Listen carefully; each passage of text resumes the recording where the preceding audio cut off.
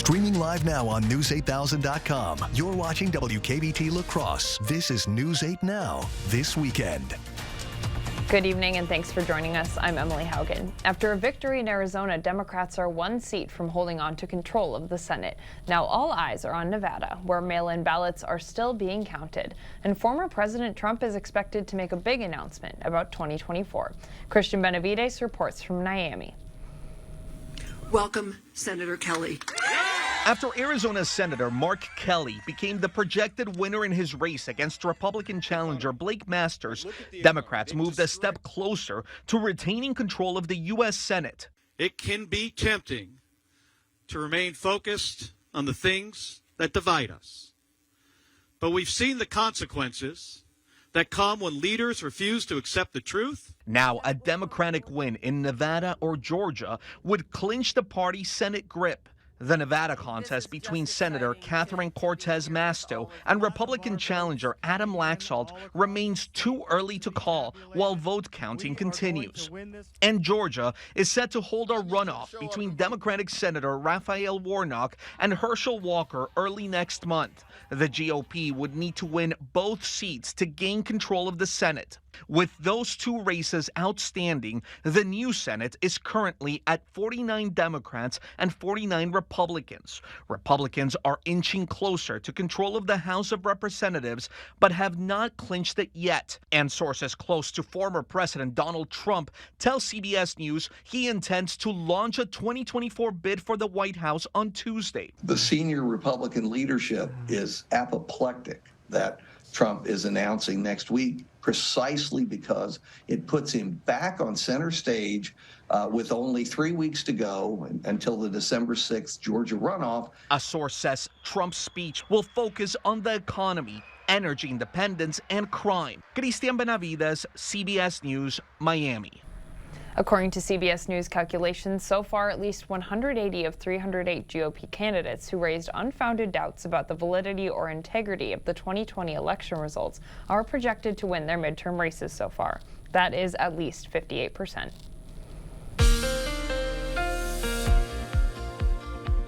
All right, take a look at the numbers for today. Made it into the low to mid 30s. 32 is the high in Winona, 34 in La Crosse, 33 in Sparta. Viroqua made it to 30. Boscobel made it to 35. So here in La Crosse, we made it to 34 after a morning start of 29. 48 and 31 is where we should be for this time of year. 67 was the record high. You have to go all the way back to 1902 to see that.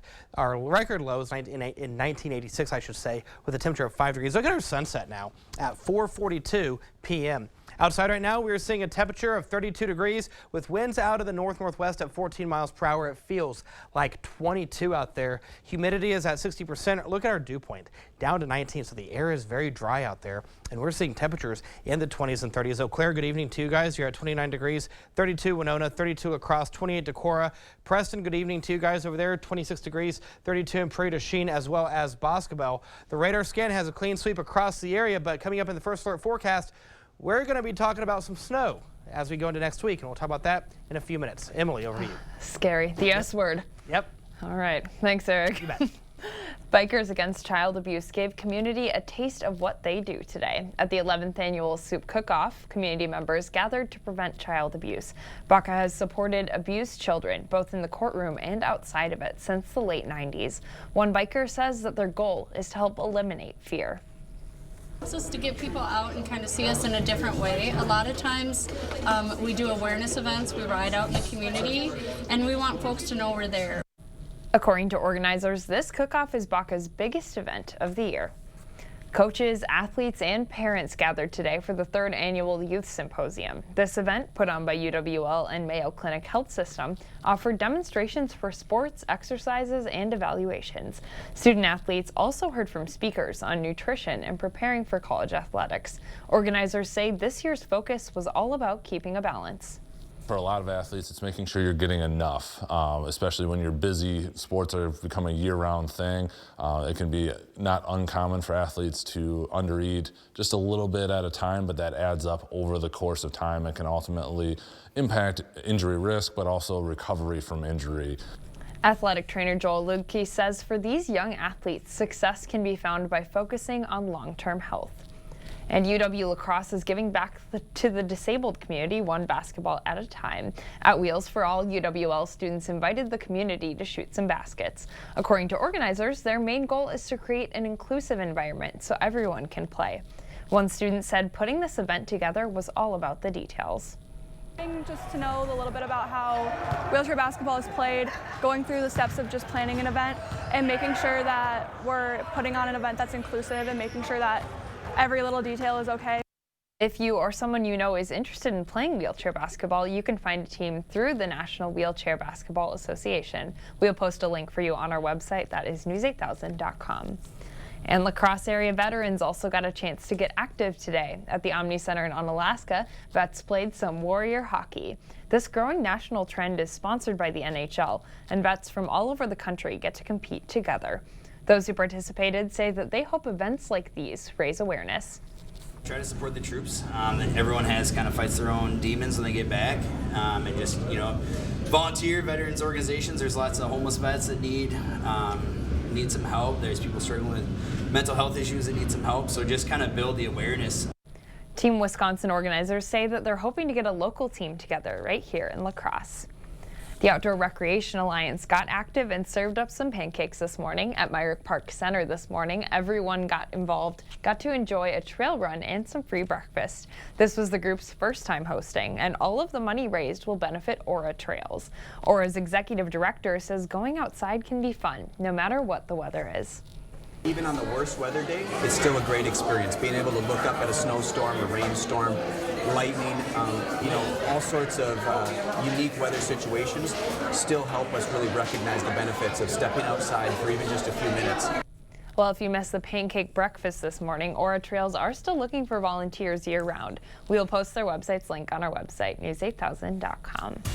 Coming up on News 8 Now this weekend, one research group is accusing retailers of offering shoppers fake holiday sales, how you can protect yourself from scams, plus staying heart healthy, why follow-up care after a heart attack is important. That's up next. We'll be right back.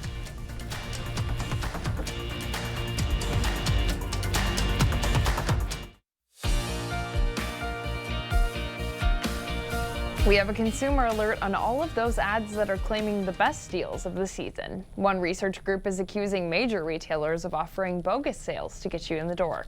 Courtney Crown explains how you can make sure you're getting a fair price. Some popular stores advertising big savings around the holidays are actually offering the same prices they do more than half of the time, or almost always. Essentially, the regular or list price is rarely what people pay. That's really their hook here, is to make you think you're getting this screaming deal, right? And so that you'll do it right away because you might miss out if you don't buy now. Consumers Checkbook, a nonprofit group which researches prices and offers advice for shoppers, tracks sale prices at 25 popular stores.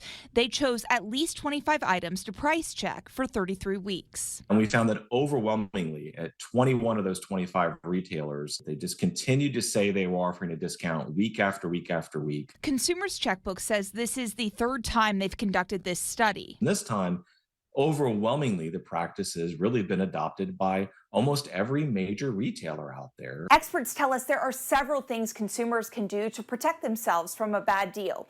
The first is cost compare with other retailers to make sure that you're getting the best price. The second is if you come across a better price online, ask the store if they will price match. And finally, come prepared with a list of all the people you need to buy for and a budget. This will decrease the likelihood that you're going to overspend.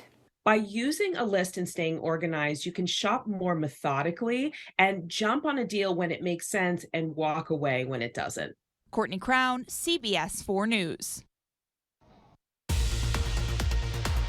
Brings awareness to prostate cancer, why living a healthy life could help with treatment. Stay with us. And in the world of weather, we have cloudy skies, temperatures hovering around freezing, and make sure you bundle up tomorrow. We'll talk about why on the other side of the break. Stay with us.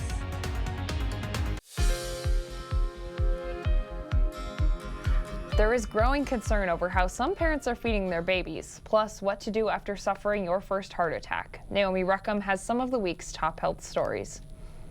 For people who have suffered a heart attack, follow-up care may be key to a longer life. Researchers in Utah found patients who kept track of their bad cholesterol levels and took cholesterol-lowering drugs after a cardiac event only had a 6% chance of having a second heart attack during the next 3 years, compared to a 60% risk for patients who did not. There is a push for tighter regulations on baby formula advertising after research linked marketing to parents feeding their babies unhealthy food. A study in BMJ Global Health shows that mothers who see extensive digital marketing for formula and processed baby food are more likely to not exclusively breastfeed babies for the first 6 months. And a new study may encourage older adults in the U.S. to take part in the Supplemental Nutrition Assistance Program. Researchers from Columbia University found people who participated in the government food program slowed their memory decline by 2 years compared to those who did not. Those are some of the week's top health stories. Naomi Ruckham, CBS News, New York. This month is Men's Health Month, and Mayo Clinic Health System is bringing awareness to prostate cancer. With nearly 269,000 cases of prostate cancer each year, experts say exercise can be a game changer. And like all cancers, Mayo doctors say that early detection is important. Experts also say having good, healthy habits can have a very positive effect. They want to maximize how they're doing from a cardiovascular standpoint, which means they need to, the healthier their body is, the better they're going to do from their cancer, both before treatment, during treatment, and even after treatment. If you do have any concerns about having prostate cancer or want to get tested, experts urge you to talk with your doctor. While finding a free COVID test, whether it's at home or at a clinic, may soon be a thing of the past. The United States has spent trillions of dollars throughout the pandemic developing vaccines and providing free testing and treatment. That money is almost gone, and what's left of the funding is expected to be used up early next year. The nation's public health emergency declaration is set to end on January 12th, although the White House does plan to extend it. Once that happens, many COVID-19 costs will be passed on to consumers. The cost of PCR tests prescribed by a doctor will likely still be covered by private insurance plans, but they could be limited. COVID-19 vaccines, however, should still be free. Well, I don't want to believe it, but I did see some snow outside my window this morning. And Eric, I don't want to believe it, but is this true? And what can we do about it? It is true, and in my case, we can wish for more snow, and that's exactly what we're going to get as we go into next week. All right. Outside right now, look at this, 32 degrees. Look at that feels like temperature, 22. Humidity is at 60% with winds out of the north-northwest at 14 miles per hour. Other temperatures across the area in the 20s and 30s. Eau Claire's at 29, 32 Winona, 32 across, 28 Decorah. Preston, you're at 26. 30s from Sparta to Black River Falls over towards Volk Field. But this is the number you want to dress for if you have any evening plans. Here's your feels like temperature. Down to 18 in Viroqua, 22 in La Crosse, 22 Winona, 20 in Eau Claire, 24 in Black River Falls. So if you have any plans this evening, there you go. Temperatures are going to stay right around freezing until we get to about the 10 o'clock hour. By the time you join us at 10, we'll see a temperature of 29 degrees. And if you're going out tonight, definitely bundle up. Look at that 11 o'clock temperature of 28 degrees. And again, that feels like temperature will be in the single digits and teens. Nothing on the radar scan right now. We're seeing some false echoes being picked up on the radar scan. Here's our setup. So we're seeing those temperatures right now, and you can see where that front is. Look at D.C., 68 degrees, 66 New York City, 35 in Pittsburgh, 34 in Louisville, 34 Chicago, 18 in Fargo. But you go west, you can see temperatures in the 20s over towards Rapid City, and you can see where that front has pushed through. Pittsburgh's 26 degrees cooler than yesterday, 22 degrees cooler in Louisville, 19 degrees cooler in Memphis. So that low pressure system that's been in control for the past couple of days, it's off towards the New England states. We're on the leading edge of a high pressure system, which is going to keep us relatively cold for the next several days. This is our weather maker right here. See this low pressure system? We're going to talk about this coming up in a couple seconds, but it's ultimately going to push its way through Colorado and go up into the Coulee region as we go into the first part of next week, which is going to increase those snow chances. So when you wake up in the morning, temperatures in the teens and 20s will greet you. 18 in Preston, 16 in Sparta, 21 in La Crosse. We'll see the clouds dissipate for the overnight hours. By Sunday morning, we'll see the clouds start to increase, and then maybe a snow flurry or two, kind of like today. It's when we get into Monday, Tuesday and Wednesday that we're really going to ramp up the snow chances. We may have to put alert days on the 8th day. I'll ultimately have to see what's the latest models are showing, and we'll have that update sometime tomorrow. So there you go. Highs for tomorrow hovering right around freezing. Let's talk about that low pressure system. You can see it over towards the Four Corners region. It's going to push its way up and over. There's Sunday. Here comes Monday. And here comes Tuesday. There's the Coulee region right there, and you can see that low pressure system just smack dab across portions of Iowa and Minnesota. So the details of the first alert forecast for tonight will go to 21 degrees with scattered flurries not out of the question. Otherwise partly cloudy skies with northwest winds at 5 to 10 miles per hour. There's Monday, 30% chance of snow showers, 70% chance of snow on Tuesday, 30% chance of snow on Wednesday. Then look at Friday and Saturday, Emily. We may not see highs in some places in the 20s. We're only going to 22 Friday, 23 Saturday, 29 for Sunday. Talk about chilly, chilly, chilly. You know, Eric, my sister lives up north. She lives in Fargo, and she was sending me pictures of the snowfall there. Sure, I should have seen it coming, but I'm still surprised. Yeah, same. Always. All right. Yeah. Thanks, Eric. You bet. Coming up next, it's the last regular season game for the UWL Eagles, and the Badgers were on the road for a tough road game in Iowa City. Kate is the next with the highlights.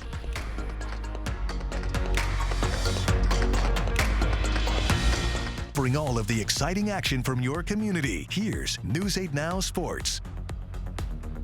All right, it's Saturday, and we have a big game between Wisconsin and Iowa. Not only is it a big rivalry matchup and a battle for the Heartland Trophy, but I'm also an Iowa grad, so there's been plenty of smack talk throughout the week. Cold day at Kinnick Stadium, but that's not going to stop the fans from waving to the kids. Not the best offenses competing in this one, so that means lots of punts, and Wisconsin's punt team makes a mistake here. Iowa gets the punt block and recovers it inside the 20, and that sets up this. Spencer Petras hands it off to Keegan Johnson, and he takes it in from 4 yards out to give Iowa a 7-3 lead. First half winding down, Graham Mertz looking, throwing, and that's a bad pass. Cooper DeJean is there, picks it off. He's got plenty of room and is all the way in to score. It's 14-3 Iowa. But the Badgers would strike right before half. Mertz hits Keontez Lewis in space, and Lewis is going to take that in for a 51-yard touchdown. Badgers trail by 4 at the break early in the second half. Mertz looking deep again, but that ball is tipped in the air and picked off by Riley Moss. Mertz's second interception of the day. Iowa's offense would capitalize, and the Badgers just couldn't move the ball on the Hawkeyes defense. 24-10 is the final, and the Badgers now 5-5 on the season with 2 games left to go.